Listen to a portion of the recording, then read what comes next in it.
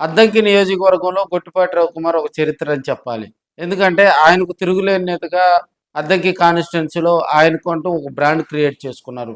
2024 ఎన్నికలకు ముందు గొట్టిపాటి రవికుమార్‌ని ఏ విధంగా అయినా ఓడించాలని చెప్పి వైవి సుబ్బారెడ్డి వర్గం గట్టిగా ప్రయత్నించడం జరిగింది.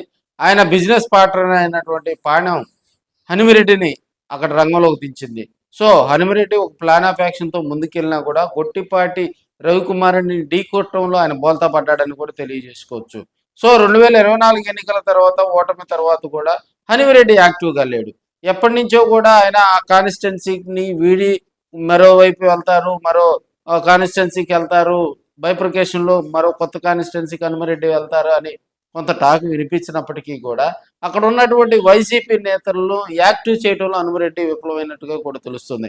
అదేవిధంగా 2024 నుంచి వైసీపీ కార్యక్రమాల్లో కూడా ఓటమి తర్వాత కొన్ని రోజులకు చిన్న చిన్న కార్యక్రమాల్లో మాత్రమే హనుమరెడ్డి తలుక్కుమని మెరిసేవాడు. తదనంతరం ఆయన బిజినెస్ వ్యాపారాల రీత్యా కూడా కొంత అక్కడ ఉన్నటువంటి వైసీపీ క్యాడర్ను కూడా కొంత పట్టించుకోవటం లేదు అనే టాక్ అయితే నిన్నటి వరకు అద్దంకి కాన్స్టిట్యున్సీలో వినిపిస్తూనే ఉంది. అద్దంకి లాంటి అంటే మాస్ లీడర్ అయినటువంటి గొట్టిపాటి రవికుమార్ అంతకుముందు కర్ణం బలరామకృష్ణమూర్తి గారి మీద గెలవటం జరిగింది. వాళ్ళ అబ్బాయి కర్ణం వెంకటేష్ మీద గెలవటం జరిగింది.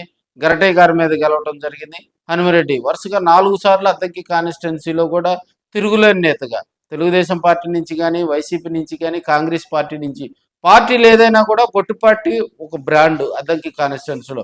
మరి అలాంటి లీడర్‌ని ఢీకొనాలంటే మరి వైసీపీ తీసుకొచ్చినటువంటి 2024కు ముందు తీసుకొచ్చినటువంటి హనుమరెడ్డి ఆ వైపుగా ఆ అంచనాలను అందుకోకపోవడంతోటి కూడా అద్దంకి ప్రజలు కూడా కొంత ఇబ్బంది పడతా ఉన్నారు. అద్దంకి నియోజకవర్గంలో కూడా ఫస్ట్ నుంచి గొట్టిపాటి ఫ్యామిలీకి అదేవిధంగా ప్రత్యేకించి గొట్టిపాటి రవికుమార్‌కు అక్కడ ఉన్నటువంటి ప్రజలు మొదటి నుంచి కూడా దాదాపుగా 2 దశాబ్దాలుగా ఆయన్ని ఆశీర్వదిస్తున్నారంటే మరి ఆయన అలాంటి బ్రాండ్ ఉన్నటువంటి లీడర్‌ని ఢీకొనాలంటే బ్రాండ్ ఉన్నటువంటి ఒక మంచి మాస్ లీడర్ అక్కడ ఇన్ఛార్జిగా రావాలి. ఇప్పుడున్న పరిస్థితుల్లో కర్ణం బలరామ కృష్ణమూర్తి గారిని అక్కడికి తీసుకొచ్చే ప్రయత్నం చేస్తున్నా కూడా అది ప్రతిసారి కూడా దానికి అక్కడ జాప్యం జరుగుతుందని కూడా తెలియజేసుకోవచ్చు.